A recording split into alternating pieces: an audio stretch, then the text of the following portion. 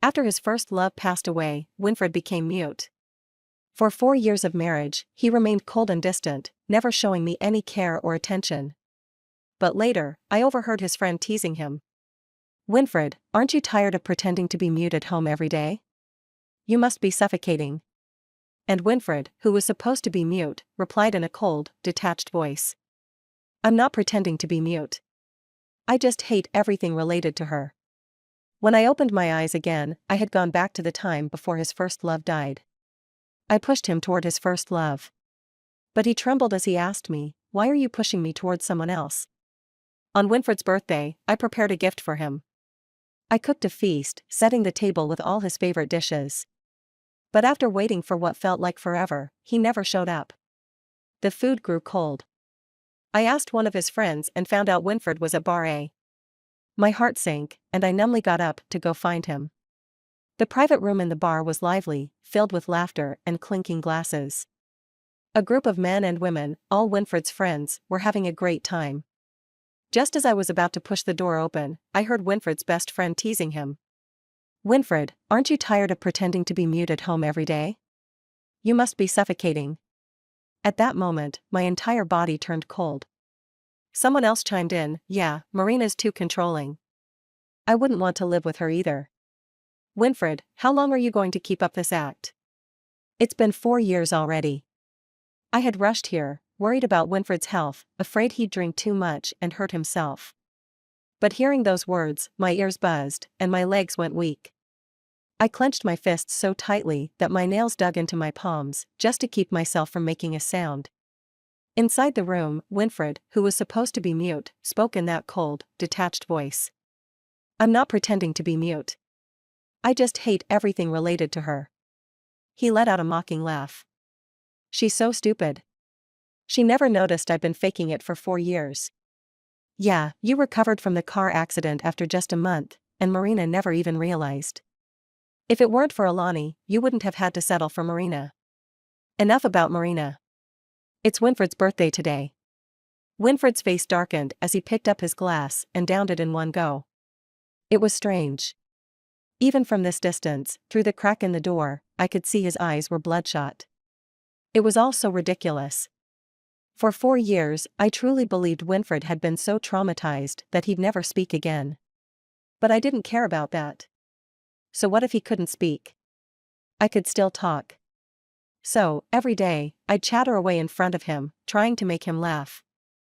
I'd tell him about everything that happened during the day. I'd cook nutritious meals for him, hoping to keep him healthy. I hoped that one day, I'd find a place in his heart. 4 years. Even a stone should have warmed up by now. But there was one name I never dared to bring up. Alani. Winfred's first love, the true owner of this bar, and someone I could never compare to. I closed the door, and the voices inside were instantly cut off. I couldn't hear their mocking words anymore. My head spun. Someone behind me called out, "Ms. Marina." But I couldn't focus on that.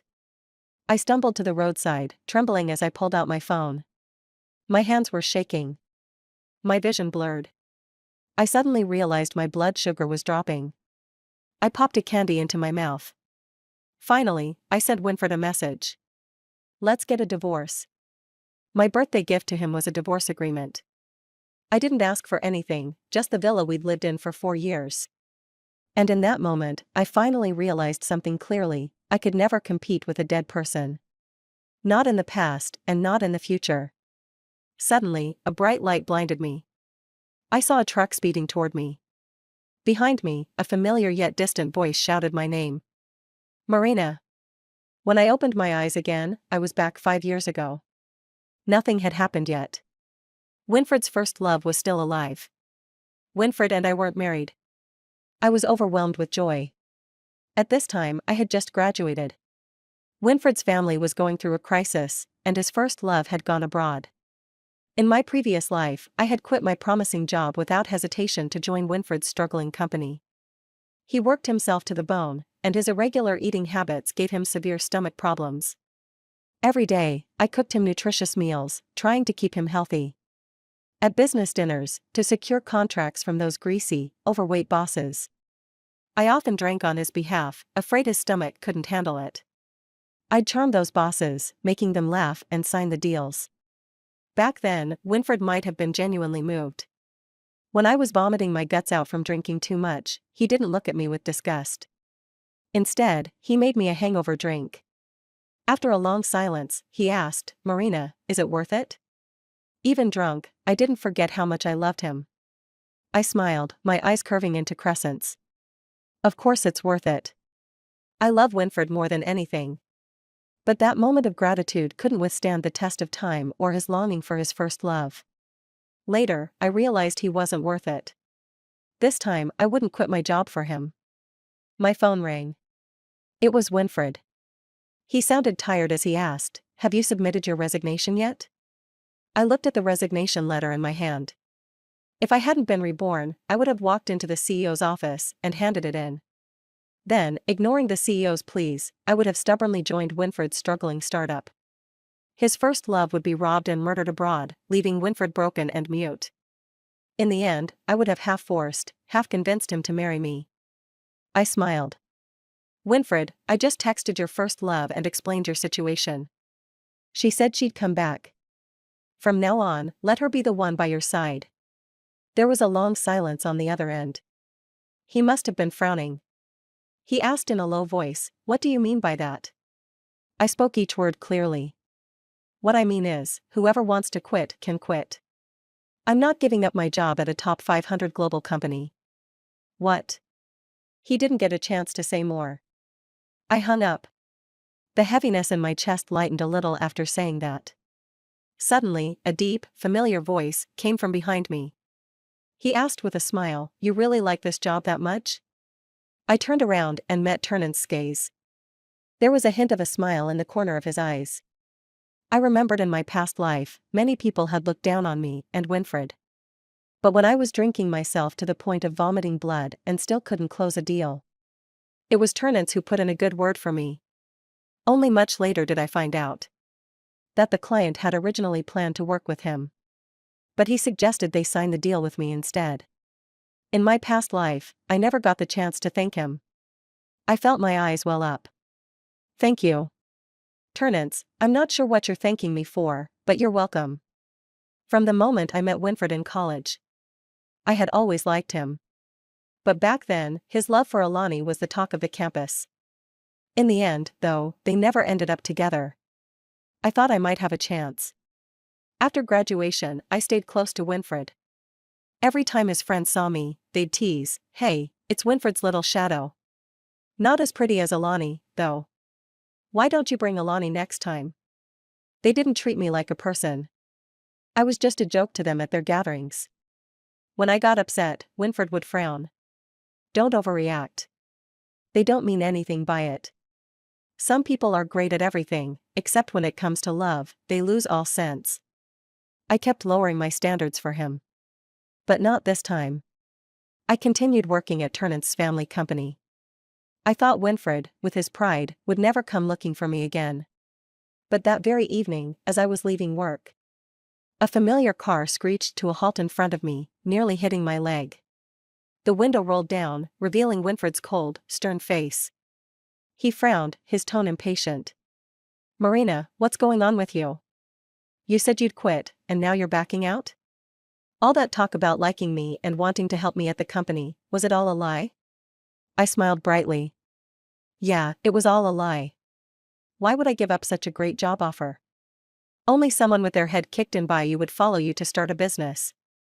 Winfred was stunned, not understanding why I'd changed so much or what I was playing at. After a few seconds, he let out a mocking laugh. "Marina, playing hard to get doesn't suit you." Suddenly, a hand rested on my waist. A deep, calm voice came from above me. "When we get married, I hope you'll still think this is just playing hard to get." It was Ternance. Winfred didn't recognize him and glared. "Who are you?" I replied coolly, "Winfred, who are you to me? What right do you have to question me? Alani's coming back soon. Since you like her so much, I hope we can cleanly cut ties before she returns. I have no interest in being friends with someone I used to love." Maybe I'd used this tactic before when I was angry. Winfred didn't believe me. He scoffed. Marina, last time you said you were cutting ties, you came back to me in less than 3 days. Trying the same trick again?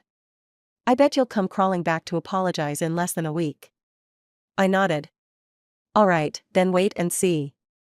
I returned to my peaceful life. Winfred, as I hoped, didn't bother me. I heard his first love, Alani, had returned, and he was the one who picked her up at the airport. Good. The tragedy from my past life didn't happen. Alani wouldn't die, and I wouldn't marry Winfred. A couple of days later, Turnant suddenly approached me. There's a banquet on Wednesday. Would you like to accompany me? 10 times your usual pay, paid daily. My eyes lit up, and I nodded eagerly. I'm the perfect person for this job. It's a piece of cake for me. A faint smile appeared in the corner of his eyes. At the banquet, I realized something was off. Every few steps, I ran into one of Winfred's friends. Luckily, Winfred's career hadn't taken off yet, so he wasn't mingling with them. As I was coming out of the restroom, I ran into Winfred. His eyes were cold, but there was a hint of triumph in his expression. It's only been 3 days, and you couldn't wait to come back and apologize? I gasped in mock surprise. Who's this rude waiter? His face turned as dark as a storm cloud. Then he noticed the expensive gown I was wearing and frowned. Is this why you didn't quit? For money? I gave him a look that said, what are you even talking about? Tell me, who's more attractive, you or money? Maybe he couldn't handle the fact that someone who had always chased after him was now ignoring him. Winfred said in a low voice, how long are you going to keep up this act? Alani's back, but if you want to return to my side, I'll overlook what you've done. All your assets combined couldn't cover a month of my salary. What makes you think I'd want to come back to you? Your audacity? Without the blinders of love, my IQ was finally back online. Winfred's eyes narrowed, and he grabbed my wrist, staring at me intensely. Don't make me angry, Marina. Winfred, did you know even dogs eat dog food now? He was confused. What are you talking about? What I mean is, if you have dog food, eat it. Don't go around eating other people's crap. It's unsanitary and stinks. Plus, it's not fair to Alani. I grinned, my smile bright and bold.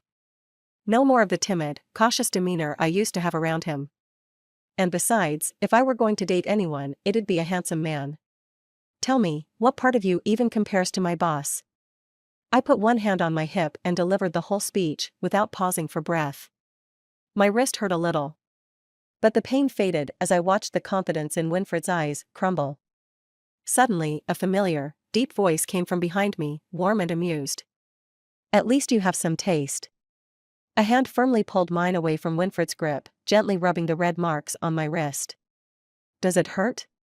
I looked up at Turnance in surprise, my defenses lowering. I nodded instinctively. He smirked, a cold glint in his eyes. If it hurts, hit him back. For every hit, I'll raise your salary by 10,000. I rolled up my sleeves, flexing my biceps like a primal gorilla. Yes, sir. Marina. Winfred's expression was grim. Turnance, on the other hand, looked completely at ease. Just as I was about to charge forward and start swinging, he grabbed my wrist and said with a laugh, I wasn't actually going to let you hit him. Somehow, a crowd had gathered, noticing the commotion. I spotted a few of Winfred's friends in the back, clearly not pleased with me. One of the men stepped forward and said, Mr. Turnance, let's keep the peace. There's no need to ruin relationships over a woman.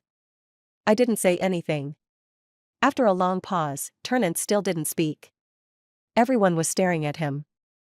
I looked up and heard him say, he's using gender to belittle you.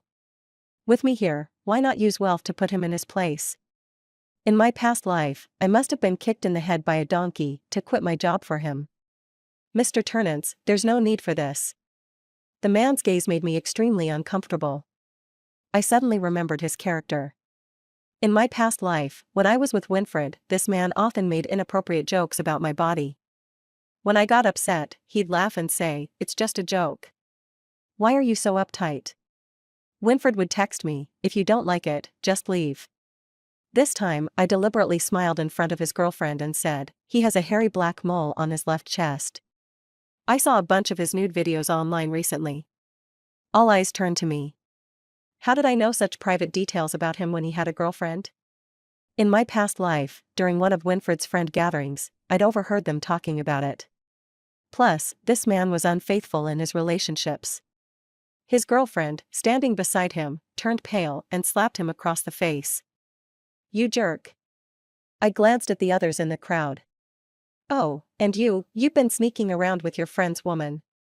And you've been secretly working with your friend's rival, costing him billions." They were stunned. How did this woman know so much? Afraid I'd say more, they quickly interjected, "Mr. Turnance, please, as a favor to us, can you stop her from saying any more?" Turnance smiled arrogantly. "My family controls most of the industries in this city. How much are your favors worth? Should I pay you with my credit card?" The room fell dead silent. Turnance really helped me this time. Not only did he help me counter Winfred, but he also helped me save face in front of Winfred's future friends. With Turnance around, Winfred's company probably won't be as successful as it was in the previous life. I was satisfied. After returning, I looked at Turnance and said, "I'll always remember your life-saving grace. In the next life." He cleared his throat, a faint blush spreading on his face. "Ahem, if you want to repay me with your body, it wouldn't be impossible." At the same time, I finished my sentence. "In the next life, I'll work like a donkey for you." He frowned, his face darkening. "Why not in this life?" I remained calm. "Because in this life, I'm lacking in virtue." After that last time, Winfred quieted down for a while. He still had some pride. I happily worked at the company. Turnance had once told me that with one slap, my salary would go up by 10,000. Though he didn't actually have me slap anyone, my salary did get raised. He said, "Consider it a reward for all the gossip you've been listening to." As expected, without my help, Winfred struggled. With my meddling and Turnance's involvement, many people in the capital were too afraid to work with Winfred. His business was just starting and was hit by multiple setbacks. His small company was teetering on the brink. And I had just heard that Alani had left him again. Winfred spiraled for a while and didn't contact me. But I received a call from Winfred's father. "Marina, why haven't you come around recently? We've been talking about you every day at home. Winfred's mother misses you so much, she can't even sleep properly. She's been sick these past few days, lying in bed, completely drained, and keeps calling your name in the middle of the night." The moment I answered the phone, my heart gave a slight jolt. In my previous life, the reason I stayed with Winfred was partly because of his parents. They were always so kind to me. Whenever Winfred ignored me, they'd take turns scolding him. Until, in the end, he became a mute from all the stress. And his parents couldn't bear to scold him anymore. I quietly clenched my fist, my eyes starting to water. I spoke softly, "I'll come visit you once I finish up these next few days." "Good." I could hear their joy on the other end, and I whispered, "Winfred isn't home, is he?" There was a pause on the other end. "No, no. That little brat wouldn't dare come." "Marina, you just come. We'll always have your back." I let out a sigh of relief after hearing that. I didn't want to see Winfred. I didn't want any contact with him. But Winfred's parents had been so kind to me, and now his mother was sick. If I didn't go, it would seem like I was ungrateful. Recently, I had started considering starting my own business. When I was with Winfred, I learned a lot and was exposed to many things. I dare say my professional abilities are solid. I had also discussed it with Turnance beforehand, and he smiled. "Marina, from the very beginning, I knew your platform wouldn't just be limited to this." After wrapping up my work, I went to Winfred's house on Saturday. I almost forgot where they lived before Winfred became successful. I only remembered that later on, Winfred moved them into the biggest, most luxurious villa. I walked in, carrying many gifts. Winfred's dad smiled widely, teasing me. Everything seemed the same as in the previous life. They were still as warm and welcoming as always. After chatting for a bit, I helped Winfred's mother back to her room to rest. Her eyes were misty with tears. "You're so virtuous and kind-hearted. If only Winfred could marry you." I didn't respond. Virtuous isn't exactly a flattering term. After tidying up, I stood up, planning to say my goodbyes and head home. Suddenly, she grabbed my hand. Could you go into the room next to Winfred's and look for a necklace for me? I nodded, not noticing the flicker of guilt in her eyes. I entered that room and immediately saw the cabinet she was referring to. I rushed over and found the necklace. Just as I straightened up, I heard a sound behind me. I turned around quickly, but the door was tightly shut. My unease grew. Tentatively, I called out, "Could you help me open the door?" From outside, I heard her voice. "You and Winfred need to clear up your misunderstanding.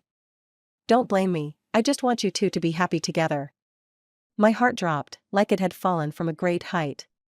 The feeling of dread was overwhelming. Don't bother trying to escape.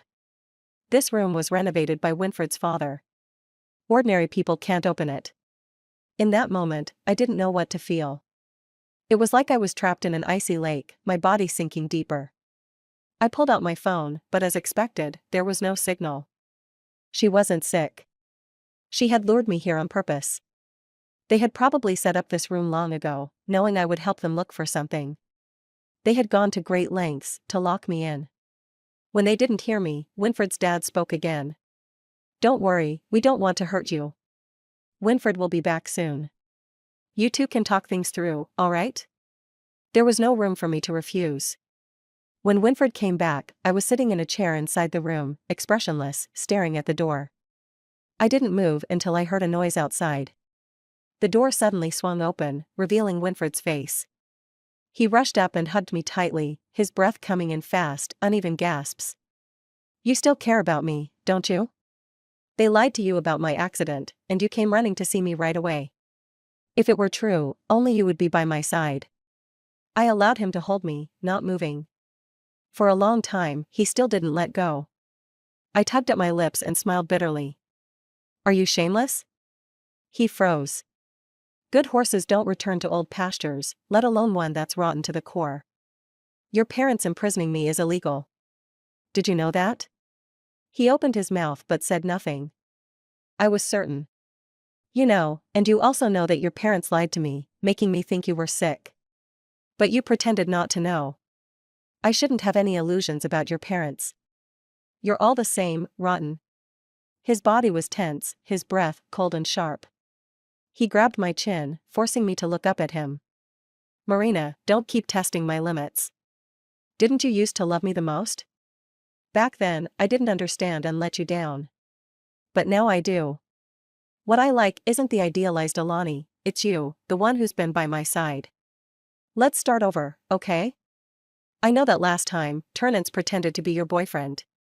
If this had been the previous life, before I signed the divorce papers, hearing this would have made me feel moved beyond words. But some words, after the right moment has passed, are just empty. I threw back at him a line he'd once said to me. "Winfred, wake up. Alani is such a good girl, and you let her go. How useless are you?" Winfred's voice was hoarse. "She's great, but I only like you. She doesn't understand me, thinks I'm not trying hard enough, and always compares me to other self-made entrepreneurs, belittling me. He didn't really love me. His first love was like the moon, high up and unattainable. People always obsess over what they can't have. Now, Alani was back, just like I was back then, standing by Winfred's side as he built his business empire. They had a happy time together, just like an ordinary couple. Alani was more supportive, offering words of encouragement. She liked motivating him. "You should look into other entrepreneurs' journeys and see if you can learn from them. After all, you studied finance, so starting a business shouldn't be too hard for you." I, on the other hand, was much gentler. I'm not naturally like that. I'm more impatient. Love made me change, but now I was clear-headed and smiled at him. "Isn't she right? Winfred, no one love you, but someone love me, okay?" Winfred's eyes reddened, and he could hardly speak. In this life, without my help, Turnance's biggest order might not have been given to him at all. That order was the key to his success back then. But once it's gone, it's gone. No matter what you do, it's useless. He angrily slammed the door and left. He only left one sentence behind: "Marina, I hope you can wake up." I don't usually socialize much. These days, Turnance is the person I've had the most contact with. But he's the company's CEO. Tomorrow is Sunday. Maybe no one will even notice I'm not around. I curled up in the chair, quietly staring at the tiny window on the wall, catching a glimpse of the moonlight outside. A soft sound broke my train of thought. I paused for a moment, and then I heard a familiar voice above me. You didn't even react to the sound, are you that slow? I looked up and saw a figure that shouldn't have been there. Turnance opened the window, poked his head inside, his gaze half smiling, half mocking, a little comical. But I could sense he was angry. Mr. Turnance, what are you doing here? He shot back, if I didn't come, who knows how long you'd be stuck here, wasting time. Damn capitalist. 1 second, 2 seconds, a while passed in silence. We just stared at each other without a word. I suddenly asked. Did you call the police? He raised an eyebrow. You actually want to call the police on them? Of course. They imprisoned me, restricted my freedom, why wouldn't I call the police? Turnance muttered to himself, I thought you liked Winfred so much, you wouldn't even report him. What? Nothing. I really couldn't imagine how Turnance managed to stay so calmly by that tiny window for so long. I quickly urged him to call the police. He hesitated, should I really go? Yes, I urged. But after a long time, he still hadn't moved. I looked at him, confused.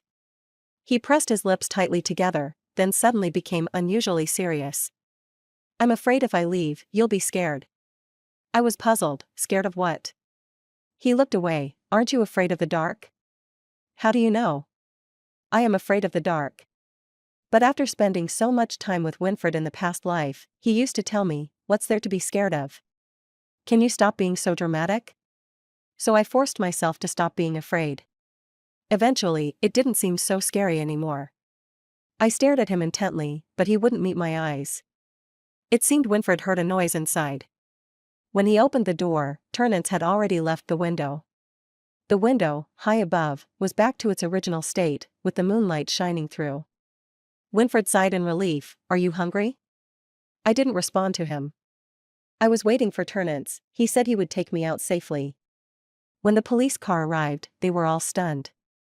The signal was jammed, so I couldn't call anyone or contact the outside world. Winfred must have thought of something, as he suddenly turned around and saw Turnance walking quickly toward me and pulling me into his arms. I stared at him, then softly asked, Turnance, did you know me before? He knew I was afraid of the dark, and in my previous life, he gave me the project. When he couldn't get in touch with me, he found Winfred's side. It was hard not to be suspicious. He froze for a moment, his face growing even more silent and stern. I was planning to wait until I died and put a QR code on my tombstone, so you could scan it and see what you had forgotten. But you found out ahead of time, which is really annoying. But that doesn't look like annoyance to me. It just seems like he doesn't want to talk about the past. Winfred ran off, and the police couldn't find him. Turnance was worried about me and started personally sending me home every day. He wouldn't leave until he saw my lights on. For the next few days, everything was peaceful. I furrowed my brow, wondering why Winfred had to run away. This would only make things worse for him. His company wasn't very large, but they had invested a lot. Almost all the remaining money in their family was sunk into his projects. Not long ago, there was a bidding event. I came into contact with it while working, and Turnance seemed to be planning to participate too. For some reason, the Shin family didn't succeed in the bidding last time, and instead, Winfred and I ended up benefiting from it. Now, his company was in chaos, with no one in charge, and everything was falling apart. My heart felt more complicated. Seeing the company I worked so hard to build in my past life become like this now, I felt a little lost and upset. Turnance knew before me. He was the one who called me to the office and told me. He raised his eyelids, lazily glancing at me. Marina, how could you ever think a man like that was worth your time? I shrugged, I don't know, but if you want him, you can have him. He gritted his teeth and suddenly laughed angrily. I don't want my future kids to have a criminal record. I know the world's top ophthalmologist, I'll send you to get your eyes checked for free. How can you not see a good man right in front of you? Liking Winfred had left me shrinking back like someone with a criminal record. These past few days, I've been so busy, I barely had time to think, and Winfred hasn't shown up. Soon, I won't have to work for anyone else anymore. I won't have to live for someone else. I have the ability, so why should I work for others? Shinchingli was very supportive of my decision. He said, if a company is afraid of employees who are too capable, scared they might leave to start their own business, then that company won't last long. The night lights were dim. Turnance dropped me off at the gate of my neighborhood, and I asked him to park. During this time, the security guards thought he was my boyfriend. I didn't want to cause any misunderstandings. Turnance said in a soft voice, okay, I'm afraid I'll keep you from finding a boyfriend. I gritted my teeth and walked into the neighborhood alone. When I got near my home, I suddenly remembered that the light by the door was broken. I felt a little uneasy. As soon as I stepped into the stairwell, a hand reached out from the darkness toward me. Before I could react, I was already pulled into the stairwell. Another hand covered my mouth tightly, and I couldn't make a sound. In the mix of our breaths, I could hear the person's rapid heartbeat. In my past life, I was so familiar with Winfred. It didn't take long for me to guess it was him. But he was clearly still on the run. Winfred. He slowly released his hand from my mouth, his breathing heavy, his heart racing. His eyes were as dark as a deep pool, staring into mine. I tried to stay calm. Winfred, don't do anything foolish. His voice trembled, like a lost child, full of confusion and helplessness. I think I've already made a mistake. What should I do? Was he talking about giving up on Alani, or about teaming up with his parents to lock me up? He slowly took my hand, and I could feel his palm sweaty and trembling. In the dark, I noticed his eyes were a bit red. He trembled. Why did you push me to someone else? Don't you like me anymore? My mind went blank, and I clenched my palm to keep calm. He spoke slowly. I've been dreaming about you a lot lately. At this point, Winfred probably hadn't had feelings for me yet. He continued, in the dreams, I'm fully aware that it's you, and me, but the scenes have never happened before. I thought about how to escape the conversation and casually replied, like what? I dreamt that Alani didn't go back to her country but instead died overseas. I pretended to be mute, and later, you insisted on marrying me. I even dreamed that you stayed by my side, helping me fight for success. You even drank with some people until your stomach started bleeding, just to get me a contract. I slowly lifted my gaze to look at him, almost in disbelief. These were all things that had happened in the previous life. How could he dream about them? I remained calm and said, if that's what you're trying to tell me, then you've got the wrong person. He grabbed my arm, his eyes trembling, his whole body exuding a broken sense of helplessness. You've been reborn too, haven't you? I asked flatly, Winfred, are you out of your mind? When the words left my mouth, he truly did seem like he was losing his mind. I went crazy when I found out you liked Turnance, but pushed me toward Alani. He lowered his head, kissed me roughly on the lips. I struggled to turn my face away, and he only managed to kiss my cheek. A sudden punch landed. I only felt the force of a fist cutting through the air, not even seeing who threw it. Winfred collapsed to the ground, his eyes still locked on me. He endured the pain, trembling as he pleaded with me, Marina, don't leave me, please. I turned my gaze away and looked at Turnance. I stepped forward and wrapped my arms around his waist. I could feel him stiffen, uncomfortable. I lowered my voice, what are you doing here? He replied, you didn't reply to my messages, so I got worried and came to check on you. I sighed in relief. Winfred was taken into custody. Although he was an accomplice in illegally imprisoning someone, he was the main culprit and even tried to escape law enforcement, which made his sentence even worse. He wanted to see me, and I went to see him. He had shaved his head, no longer looking glorious. His eyes were full of decadence and guilt. Marina, the person I've wronged the most in my life is you. I'm sorry for how I treated you in the past life. If I had remembered everything sooner and treated you better, would things have turned out differently? I interrupted him. My eyes fixed on him, my expression neutral as I said softly, no, once I decided to divorce you, I had no intention of liking you. His eyes dimmed, his entire posture seemed hunched and frail. The one you should feel most sorry for is the company you built with your own hands. Because that had once been our shared effort. I stopped focusing on Winfred. He had truly faded from my life. Turnance took me to many gatherings. I had planned to decline, but he raised an eyebrow and said, don't you want to start your own business? How are you going to do that without understanding the industry? I already understood. I muttered to myself, but didn't dare to speak it aloud. As the dinner was ending, I stepped out to pay the bill. When I returned, I overheard them discussing me. "Turnance, you like this girl so much, why don't you let her be your secretary?" People in their positions often like to pull the ones they fancied into their offices to be personal assistants. Turnance raised an eyebrow, his voice indulgent. "She has her own talents. Why would I want to keep her by my side? What I can do is give her a platform to show what she can do, and that's enough." They exchanged glances and chuckled awkwardly. Most people didn't think much of it, brushing it off as just a woman. Years later, it was indeed this woman who built a leading company in women's products. When they saw me making money, they got envious and came to me for advice on how to make money. I smiled and said, "If you want to earn money from women, first learn to respect women."